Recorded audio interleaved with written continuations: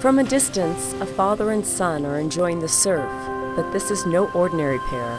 Meet John and his son Max. Max happens to have Down syndrome. And the father is John C. McGinley, the award-winning Hollywood actor. From the stage to blockbuster movies like Platoon, Point Break, and Any Given Sunday, to his standout role as Dr. Cox on the Emmy-nominated TV show Scrubs.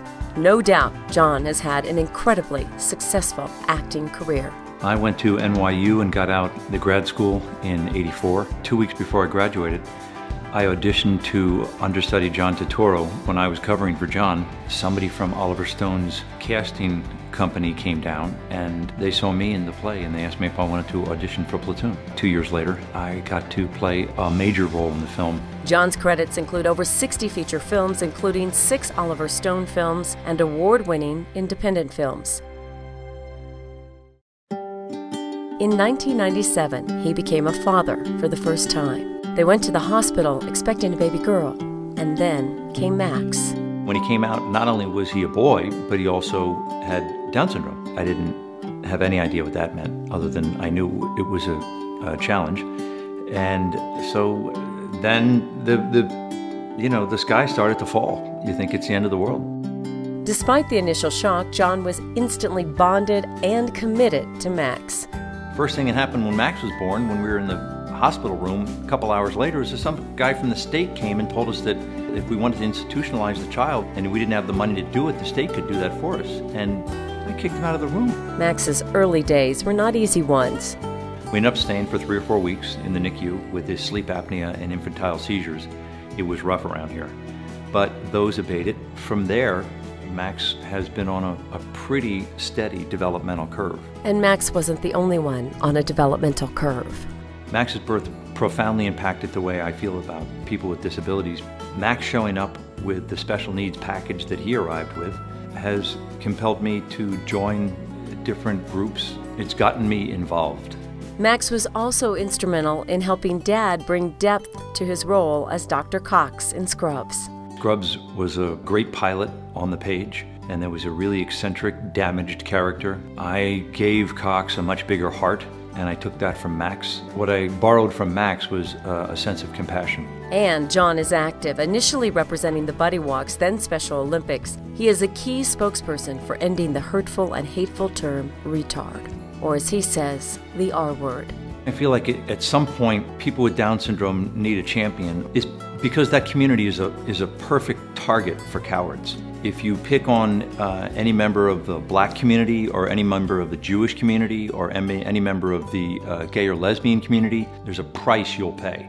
And it'll be exacted either in a boycott or any number of ways. It's important for there to be just some iota of accountability when people start throwing the R word around completely irresponsibly. Earlier this year, John C. McGinley joined the Global Down Syndrome Foundation and Quincy Jones as an international spokesperson. Quincy's a god. He's an icon. You know, that's the top of the food chain. You know, it doesn't get any better. When I do run across the Quincy Joneses of the world, all it does is empower me and inspire me to be bigger. Recently, John learned that Down syndrome is the least funded genetic condition by our National Institutes of Health. It made me feel like a second-class citizen, and it made me feel like that's something that we should be focused on changing. And how I found out about it was through Michelle. Research and Down syndrome have not been bedfellows ever. And so with what we're trying to advocate with the Global Down Syndrome Foundation is let's start making that a component of what we're raising money for. There's no such thing as Down syndrome research. Or if it is, it hasn't registered. And so what the Global Down Syndrome Foundation is trying to do is pioneer research and be a champion of research. I want to be part of that. John works hard to balance advocacy, work, and family.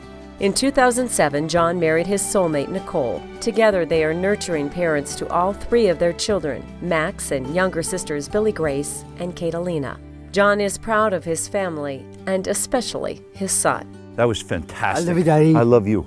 Max loves school. He likes to be with age-appropriate peers. He's now in 8th grade. He's just this big, delicious kid. He's very stubborn. He's got a powerful will. Doesn't fall far from the tree, I know. He digs being with his two sisters, I'll tell you that. And taking responsibility for your two sisters has been a big deal around here. The thing that surprises me most about Max is his capacity to be present. He is uber in the moment, and that blows me away. John C. McGinley is a champion for people with Down syndrome, but he can't do it alone. What I think Michelle and I are really pounding the table about, aside from research, is people being treated with just a fundamental level of human rights and civility and compassion. That's where our focus is. That's the stuff we want to champion and move forward. If people would allow themselves to sprinkle a little compassion into the way they treat and regard people with Down syndrome, that would be a home run. That would hit it right out of the park. This is a come as you are invitation. We need you. Come. For his dedication to improving the lives of people with Down syndrome, the Global Down Syndrome Foundation is proud to present John C. McGinley with the Quincy Jones Exceptional Advocacy Award.